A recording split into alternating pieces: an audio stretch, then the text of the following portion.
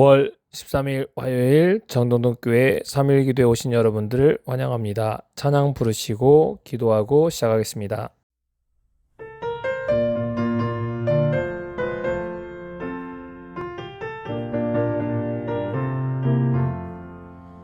거룩한 말씀을 연구하세 구주를 항상 찾아서 생명의 말씀 잘 알도록 날마다 가르침받세 거룩한 책을 연구하며 진리를 찾아 구하라 주님의 귀한 성경 말씀 우리의 인도자로다 거룩한 말씀을 연구하세 하늘로 가는 길 찾아 영화로운 성에 이르도록 주님의 말씀 지키세 거룩한 책을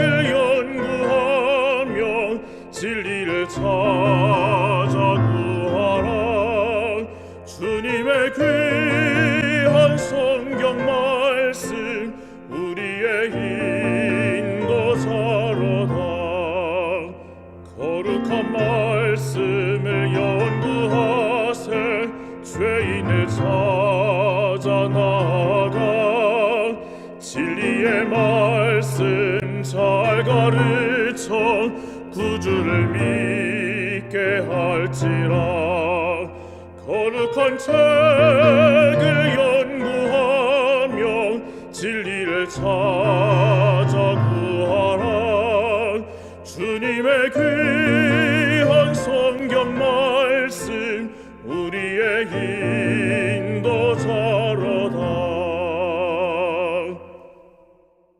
오늘도 기본교리 제27장 청년기와 죄악의 종말에서 청년기 시작돼 있을 사건들과 청년기 동안의 사건들에 대해서 살펴보겠습니다. 말씀을 전하는 저와 성도님들에게 함께 해주셔서 말씀으로 은혜 받는 시간 될 수 있도록 주의 은혜가 함께하여 주시기를 사랑 많으신 예수님으로 간절히 기도합니다. 요약을 함께 같이 읽겠습니다. 청년기는 그리스도와 그분의 성도들이 첫째와 둘째 부활 사이에 하늘에서 1000년 동안 통치하는 기간이다.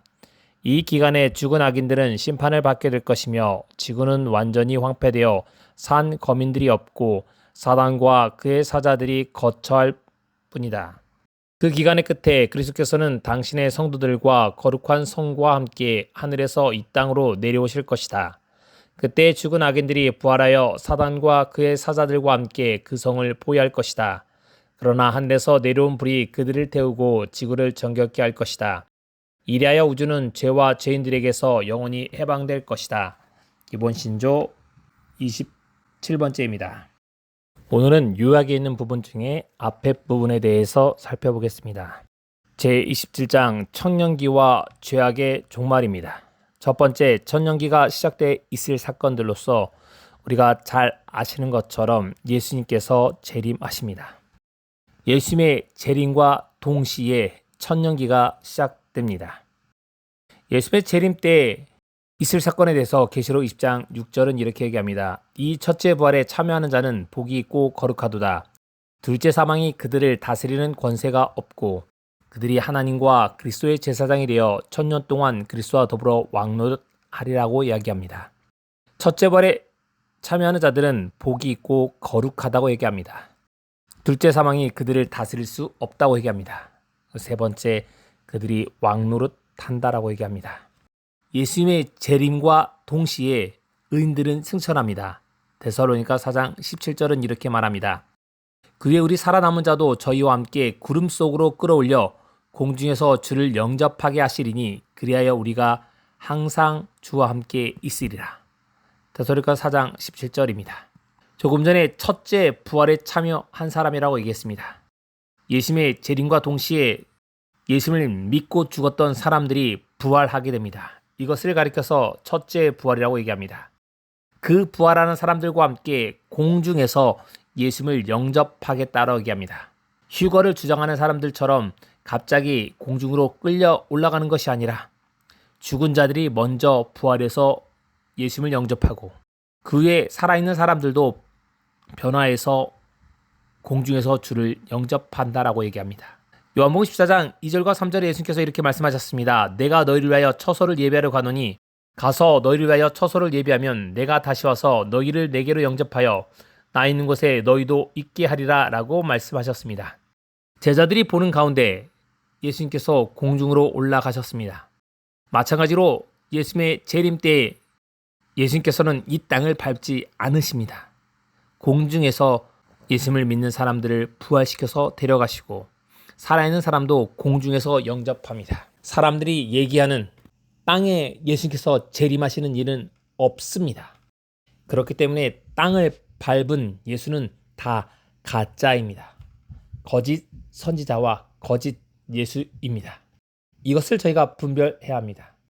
그리고 의인들은 승천합니다. 그렇지 않은 사람들은 어떻게 될까요? 계시록 6장 15절부터 17절은 이렇게 얘기합니다. 땅의 임금들과 왕족들과 장군들과 부자들과 강한 자들과 모든 종과 자유인이 글과 산들의 바위 틈에 숨어 산들과 바위에게 말하되 우리 위에 떨어져 보좌에 앉으신 이의 얼굴에서와 그 어린 양의 진노에서 우리를 가리우라. 그들의 진노의 큰 날이 이르렀으니 누가 능히 서리오하더라. 예수님을 거절했던 사람들은 다 숨어 있습니다. 바위 밑에 숨어서 예수님을 보지 않으려고 합니다. 그때 계시록 19장 21절은 이렇게 합니다. 그 나머지는 말 탄 자 입으로 나오는 검의 죽음에 모든 새가 그 고기로 배불리더라. 말 탄 자의 입에서 나오는 검에 의해서 모든 사람이 죽게 되었다라고 계시록 19장 21절은 얘기합니다. 그래서 그들은 새들의 먹이가 된다라고 계시록 19장 21절에 비유했습니다.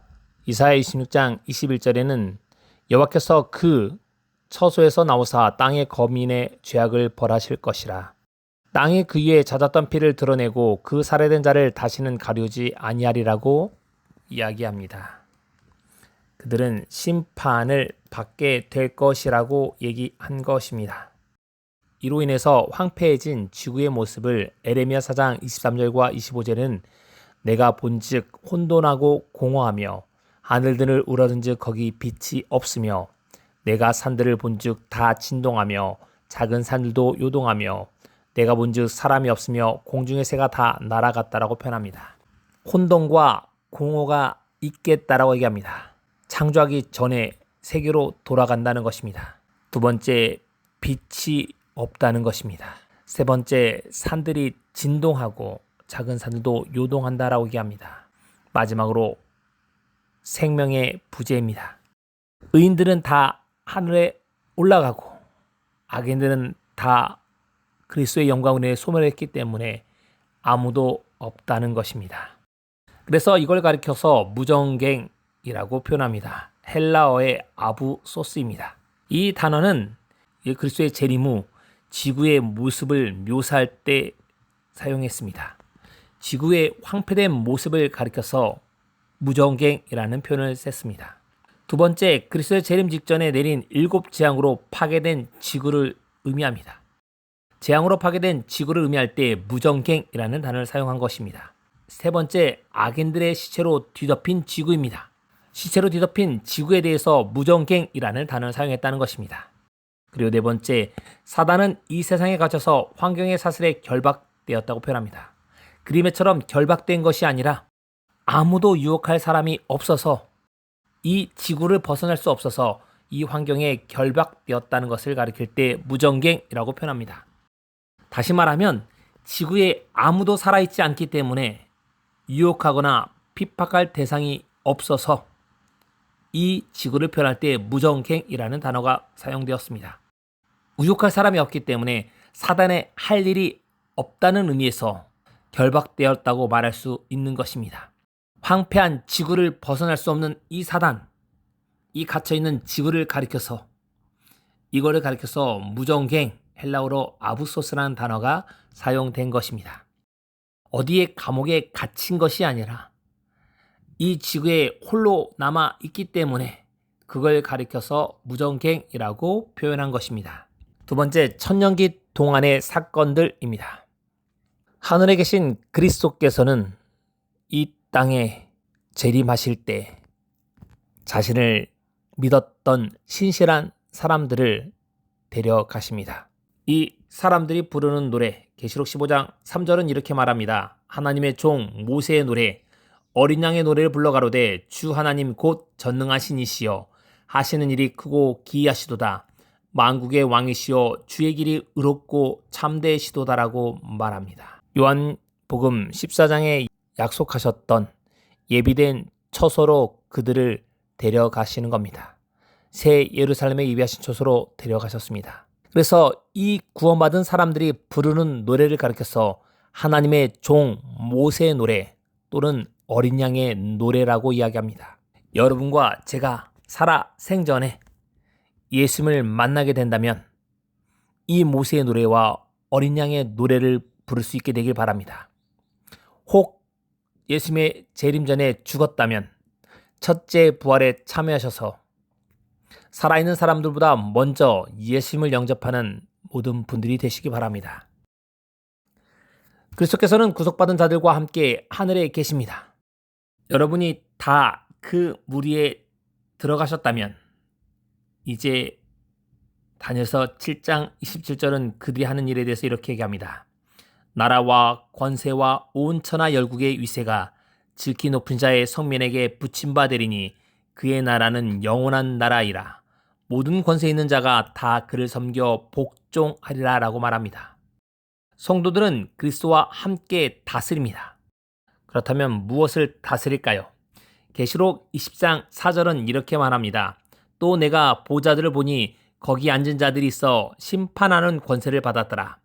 또 내가 보니 예수의 증거와 하나님의 말씀을 인하여 목배임을 받은 자의 영혼들과 또 짐승과 그의 우상에게 경배하지 아니하고 이마에나 손에 그의 표를 받지 아니한 자들이 살아서 그리스도와 더불어 1000년 동안 왕노릇 하기라고 얘기합니다.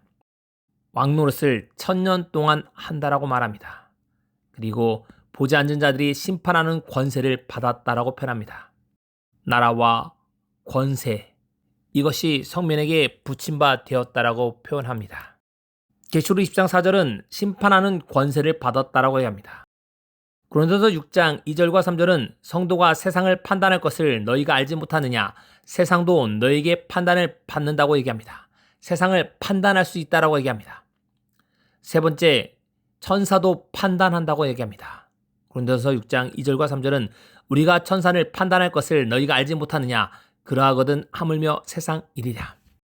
무저경에 갇힌 사단과 그의 부하들에 대한 악인과 천사에 대한 심판의 권한이 천년기 동안 있게 될 것이라고 얘기합니다.